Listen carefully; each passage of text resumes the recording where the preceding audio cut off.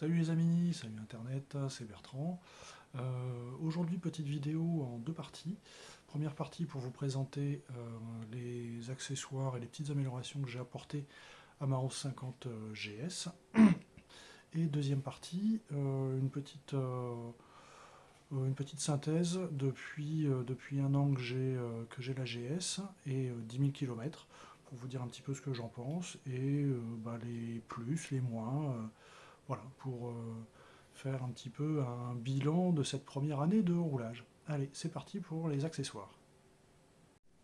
Allez, alors on commence par l'avant de la moto. Donc j'ai monté ici un prolongateur de garde-boue. Alors normalement il est vendu juste avec un scotch double face. Moi je l'ai renforcé avec une petite vis et un écrou de chaque côté pour être sûr que ça tienne bien. Donc c'est plutôt pas mal parce que comme ça protège bien tout le bas du moteur pour les projections, les cailloux, l'eau, etc. Donc vous voyez, ça rallonge plutôt bien et voilà, ça s'intègre bien au niveau esthétique. Après, alors je sais pas si on peut considérer ça comme étant un accessoire, mais j'ai monté donc des TKC 70, donc TKC 70 normal à l'avant, TKC 70 ROX à l'arrière, et j'en suis super content. Sur route sèche, ça accroche vraiment bien. Et vous avez pu voir sur les vidéos dans le Luberon que c'était plutôt pas mal en off-road. Et sur le mouillé, avec les grosses rainures, vraiment, j'étais surpris de l'accroche du pneu. Vraiment, jamais eu de surprise, jamais eu de glisse ni quoi que ce soit. Quelques petites glisses sur le sec, vous savez, sur les espèces de limaces, les raccords de bitume là, qui sont glissants quand il pleut, glissants quand il fait chaud. Enfin, je pense que là-dessus, il n'y a aucun pneu qui tient vraiment bien. Mais vraiment, je suis super content de ces pneus. J'avais déjà les TKC 70 normaux sur la LC, c'était déjà pas mal. Et là, vraiment, ceux-là, le TKC Rox à l'arrière est vraiment très très bien. Donc ça, vraiment un super pneu. Et puis avec une petite gueule bien sympa. Allez, on continue sur les accessoires. J'ai également changé, alors voilà, le klaxon pour mettre un klaxon de 1150 RT. Parce que c'est vrai que le klaxon d'origine ça fait un peu mobilette. Donc j'ai monté ce klaxon là à la place. Et c'est quand même mieux. On entend un petit peu mieux le klaxon, c'est un petit peu plus présent.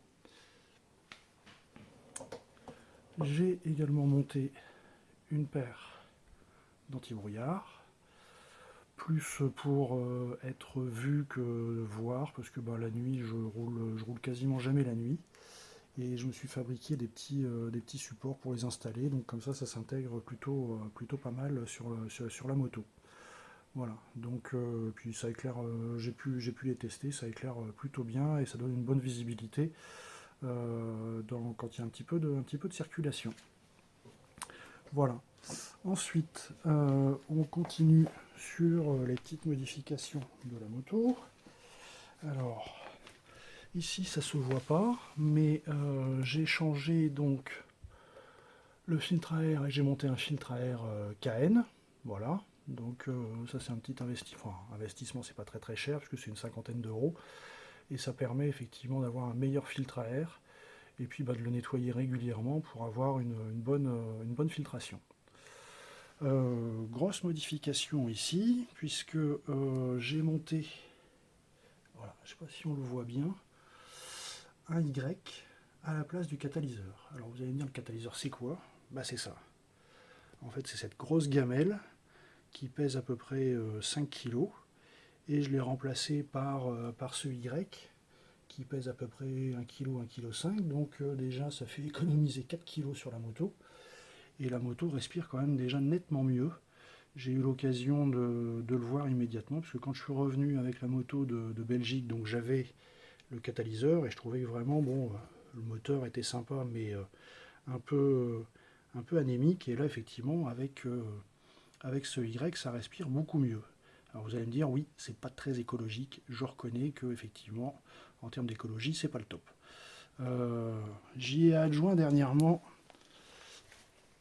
ce petit silencieux que j'ai trouvé sur Le Bon Coin. Alors il n'y a pas de marque, aucune référence, mais je trouvais que ça s'intégrait plutôt bien à la ligne de la moto, avec un petit look un peu vintage, et qui est plutôt bien fini, comme vous pouvez voir.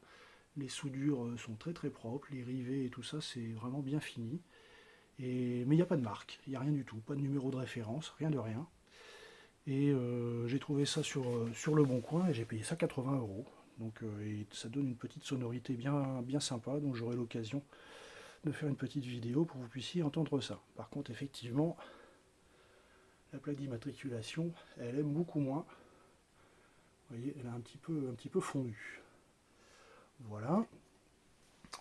Donc ensuite, en termes d'équipement, j'ai mis donc cette petite réhausse de bulles, parce que moi je fais 1,87 m, et c'est vrai qu'avec cette réhausse, ben, ça permet de rouler tranquillement avec le casque ouvert, même à 90-100, ça le fait plutôt bien. J'ai également mis ici des petites mousses sur les leviers, parce que je trouve que c'est plus confortable. Là ici, ben, vous retrouvez donc mon Zumo LM310 et puis un petit support de téléphone. Voilà. Alors le Zumo, j'utilise donc avec Basecamp. Alors certains diront ouais, Basecamp c'est une catastrophe à utiliser. Je vous mettrai un lien. J'ai trouvé un français qui a fait des petits tutos de 3-4 minutes pour expliquer les fonctions principales du Zumo, enfin de Basecamp. Et vraiment depuis je l'utilise pour tous mes voyages et pour faire tous mes tracés, et vraiment avec ces petits tutos, ça marche vraiment super bien. Alors ce que j'ai mis aussi, j'ai mis ces petites roulettes anti-vol là sur les supports, parce que ça coûte un petit peu d'argent, et ça permet effectivement d'avoir un petit bouton spécial pour pouvoir le desserrer et éviter de se faire voler les supports. Et enfin, ici, donc la selle, c'est une Wunderlich, parce que c'est pas la selle d'origine, et vraiment elle est super confortable. Quand on est allé dans le Luberon, j'ai fait 2500 km avec, et vraiment j'ai jamais eu mal aux fesses de toute la route. Donc voilà un petit peu tous les équipements que j'ai pu mettre sur la GS. Voilà. Donc maintenant on va passer au bilan après 1 an et 10 000 km. Alors, petit bilan après 1 an et 10 000 km avec cette 1150 GS Adventure. Donc je rappelle, un modèle de 2003 que j'ai eu donc à 56 000 km, que j'ai acheté à 56 000 km, et aujourd'hui elle en a 66 000, même 67 000. J'ai roulé un petit peu hier, elle a 67 000 km. Donc d'ailleurs je vais l'emmener faire la révision annuelle et pour les 10 000 km, donc comme c'est prescrit donc sur le tableau des révisions. Donc c'est une petite révision, puisque la grosse révision avait été faite au moment de l'achat. Donc là c'est une petite révision avec le filtre à huile, la vidange et puis quelques petits contrôles. Donc au bout de 10 000 km, que dire, j'en suis vraiment super content. J'ai retrouvé le plaisir de conduire, parce que vous avez pu voir sur mes vidéos que j'avais acheté une 900 Tiger Rally Pro. J'avais été un petit peu déçu par cette moto, par le moteur. J'ai pas retrouvé les sensations que j'avais pu retrouver avec les précédentes Triumph que j'avais avec les 3 cylindres. Et puis j'ai pas retrouvé non plus les sensations avec celle-ci. Donc au niveau du moteur, j'étais déçu.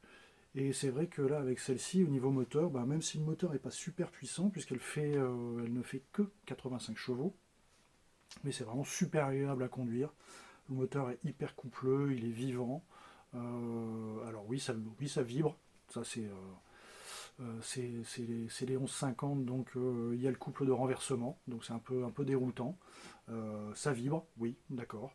On peut dire que ça fait partie de, des caractéristiques de la moto.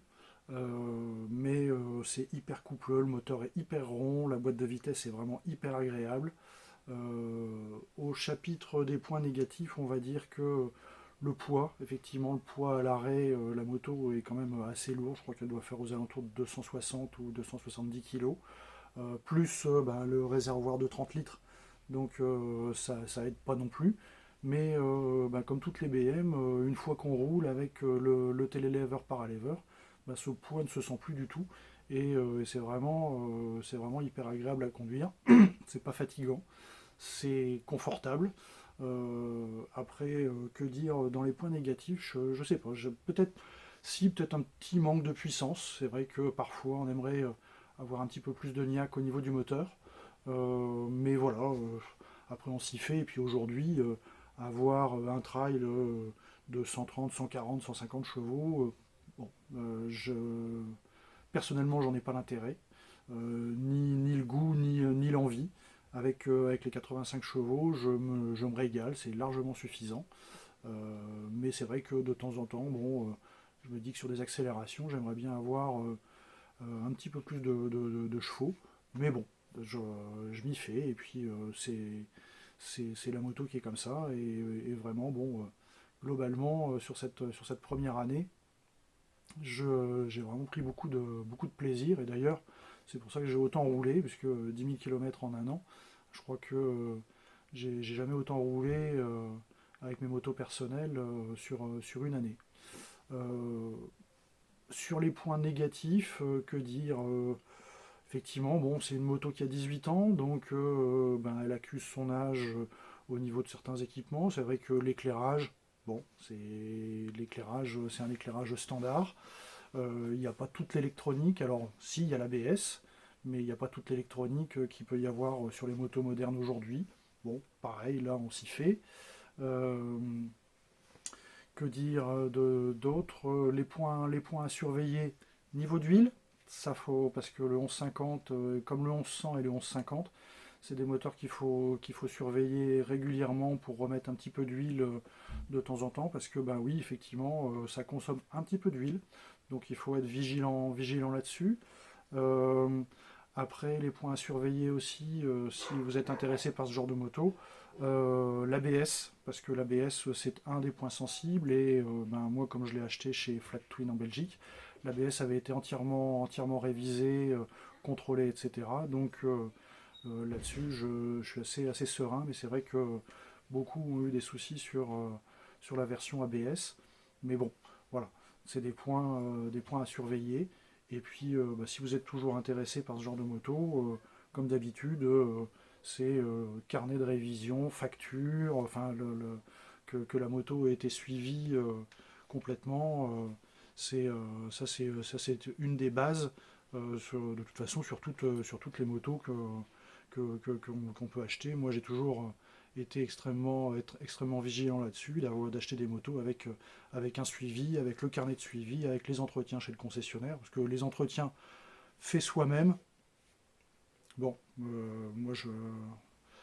même si la personne est un très bon mécanicien, je préfère que les entretiens aient été suivis chez le concessionnaire.